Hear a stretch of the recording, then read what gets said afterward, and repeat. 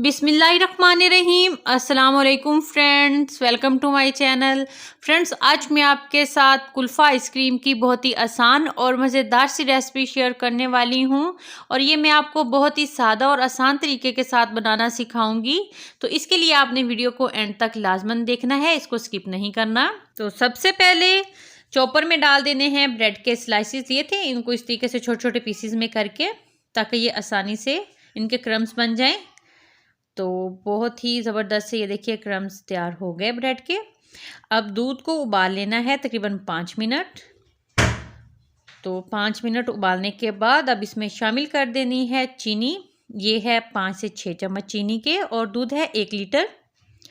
और इसके बाद इसमें डाल दिया है इलायची पाउडर। अगर इलायची पाउडर नहीं है तो इलायची भी डाल सकते हैं। अब इसमें डाला है खुश्क दूध, और ये डाल देने हैं इसमें पिस्ता बादाम, और जो क्रम्स तैयार किए थे वो डाल देने हैं इसमें।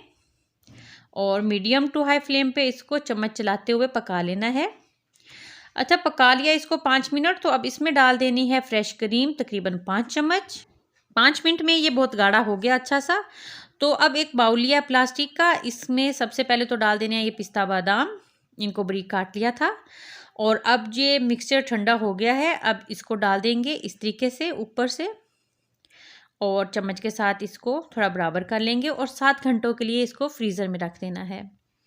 तो 7 घंटे हो गए थे फ्रीज़र में रखे हुए इसको।